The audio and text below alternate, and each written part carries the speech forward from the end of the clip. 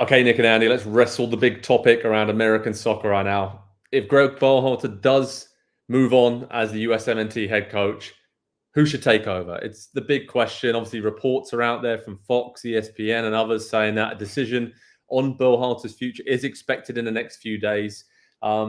Nick, quite simply, Berhalter, is it time for him to go now?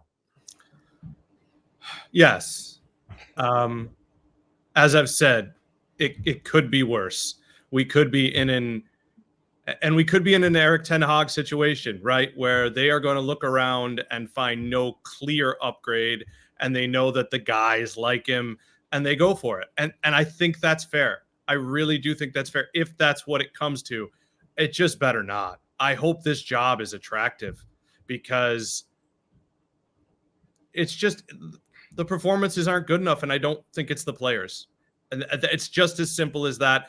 And sometimes you look at a guy who has done some good things, who has a good rapport, but it's just like, yeah, players, you let them down. If that's the case, if you really like this guy, you let him down. Yeah. I mean, Andy, after not making it out of the group stage, obviously the red card for Tim Weah against Panama and how that all panned out was the big moment and why the US didn't make it out.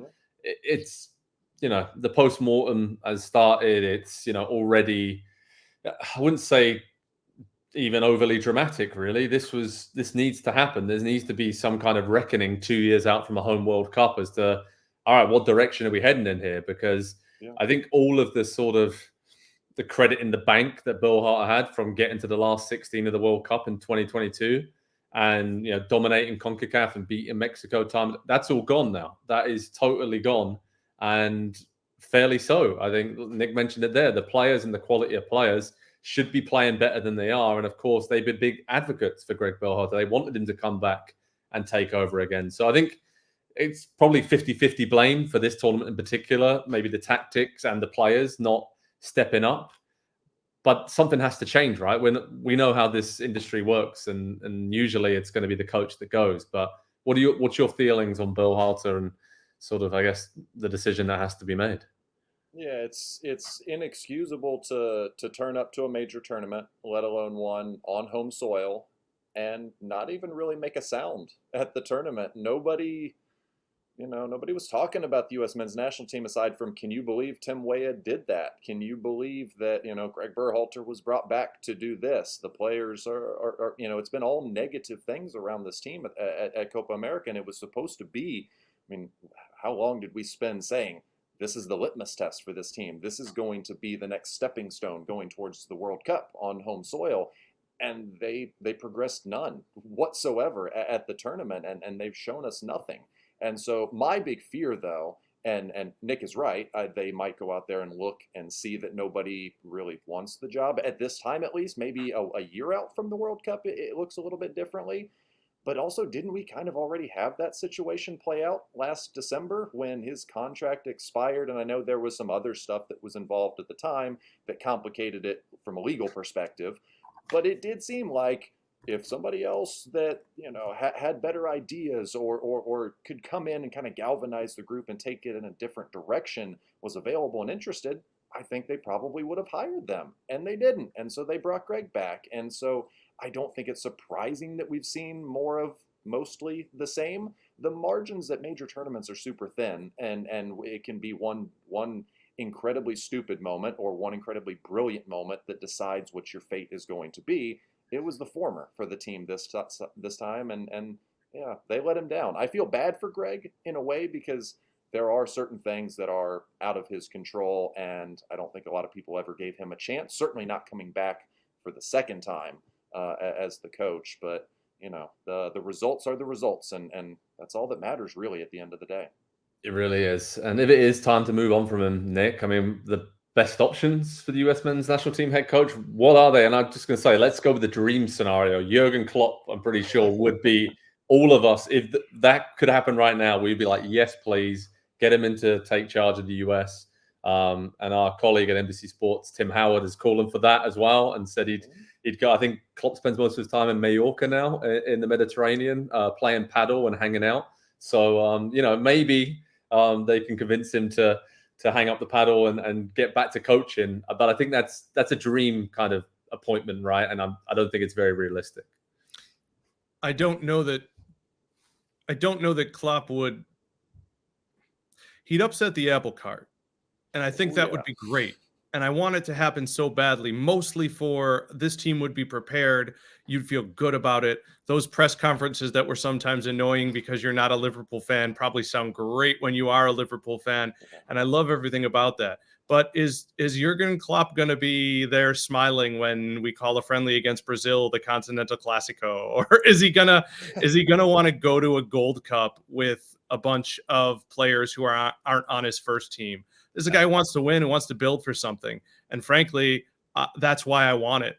The only games that are going to matter moving forward are what you can instill into them, into the belief and the process. So whoever you hire, make sure that process is believable. And whether that's a Klopp or any of these other names that we're going to talk about, because Klopp is perfect for this, it has to be belief.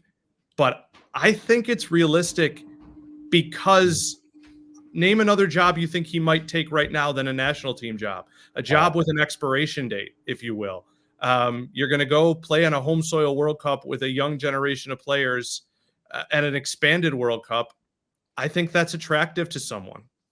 I think it is. I really think it is. To Klopp, it would be a great fit, but I just don't know the German national team job after, Nagelsmann signed a contract recently, but obviously the way it went for them in the Euros, maybe.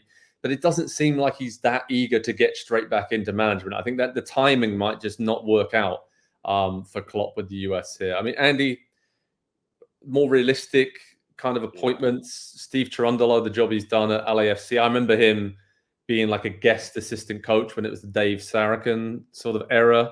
And he came in very impressive, spoke to him in London a bit, and obviously has done great work and is sort of the next great American coach, right? That's coming through. And I mean, him, Patrick Vieira, there's been talks about Southgate, who goes back really far with Matt Crocker, who when he worked at the English FA. So, and his contract situation with England is obviously going to be out of contract after the Euros. And I think the only way Southgate stays as England manager is if they win it. If they don't, I think he's gone. So again, maybe that might be lining up. But I mean, there's realistic options there that I think with the US could go in the next step. But what do they need to do? Do they need to focus on the best possible coach? Or, all right, this guy's going to be, he's a great elite coach, but he's a big name as well. We need someone to really, like Nick said, shake things up and almost shake us into life and get going again.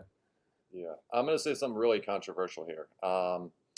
I don't think international managers should get nearly as much blame when their teams play poorly as they do at major tournaments, especially. It's a player thing.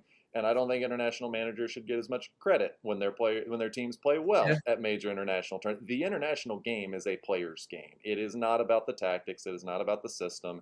It's not even so much about an identity. It's nice to have an identity when your back's against the wall and you know that everybody has the same mentality and you're pulling together. That is a great thing to have. And I think this U.S. men's national team, I think they do have that. I think they have moments of a little bit of immaturity or naivete a little bit, and that does come out at some of the worst moments for them at major tournaments. And so I don't think simply moving Gregg Berhalter out of the job fixes anything or makes it better. It's not addition by subtraction to me, and vice versa. I don't think bringing in, the best possible coach or the best tactician or the biggest name is going to overnight solve anything either. And so it's you look around at teams that have success internationally. It is a coach like Berhalter typically that the players love to play for and that they all can galvanize around. And so, I mean, Cherundolo makes as much sense to me as anybody because, one, he's very well known in the U.S. soccer circles. I mean, I remember watching him play as a kid, and he has gone through every single possible step from the lowest ranks as a coach to work his way up to become an MLS coach. He didn't just jump into that level because he expected to get there. He's grinded to get there, and so he's shown something that, he has a love for the profession and for the job, and so he would be intriguing to me. But at the same time, I don't think he solves anything. I don't think he fixes anything that Berhalter did wrong. It's to the players. For me, how much time have we spent building these guys up over the last 2 and 3 and 4 and 5 years? And now's the time, and this is what they put out there. It just wasn't good enough. It wasn't good enough. Nick, final thoughts on this? I guess if they do hire a new head coach for the US men's national team, what is the target for the next 2 years until the World Cup? Because, like you said, there's not many big games, right? It's almost about the process and about getting everybody set for 2 years' time on home soil. Yeah, I mean, the target was to get to the semifinal or have a good quarterfinal performance at Copa America and then hope for the best moving forward.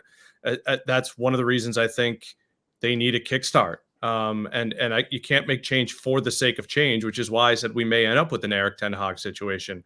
But for everything that Andy said that is true, there's another part that is all these guys, from the most headstrong in the bunch, which might be Christian Pulisic, to the ones looking around saying, what just happened? None of them are going to be hurt by that sort of jolt that comes from this isn't good enough.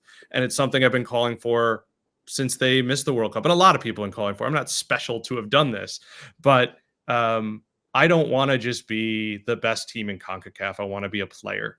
I'm not expecting to be a favorite to win the World Cup, but I want to be a player. I want to feel the enthusiasm I felt when Clint Dempsey was my warrior king. And that's how, I want to be the good team that still feels like an underdog. And I just don't see it happening under Berhalter. So what's the goal? Get someone in here who makes me feel excited to watch Canada versus New Zealand. That's the other thing. Commercially speaking, the way that some of these fans have reacted, you're going to have a hard time selling an expensive ticket to go watch Gregg Berhalter's team play a friendly against Canada. You're just that's how it's going to be. Yeah, I think they're at a huge crossroads, the US men's national team now. 2 years out from a home World Cup, you need to do something to, again, like we said, jolt the team into life, the fan base, excite everybody. Not just excite everybody, get a new project and a new idea, I think, an identity about this team, because we all know the spirit, the fight, determination, all the attributes that all the best US teams over the years have been labeled with. But that's only going to get you so far. And you have the talent there as well. There has to be some kind of meshing of this. And there isn't, you look at some of the teams who've done well at Euros or Copa America this summer. The US shouldn't be as far away from them as they are right now. And we all know what happens when that is the case. So we'll keep you updated on Pro Soccer Talk, on NBCSports.com, on all the latest news about Gregg Berhalter's future, where the USMNT are going, potential replacements for him. And it's going to be an interesting few days and weeks ahead for the US as that failure at Copa America really hits home. And now we're going to see how US Soccer Federation actually responds to what was a shocking summer for the US men's national team. Hi there, I'm Rebecca Lowe, studio host for NBC's coverage of the Premier League.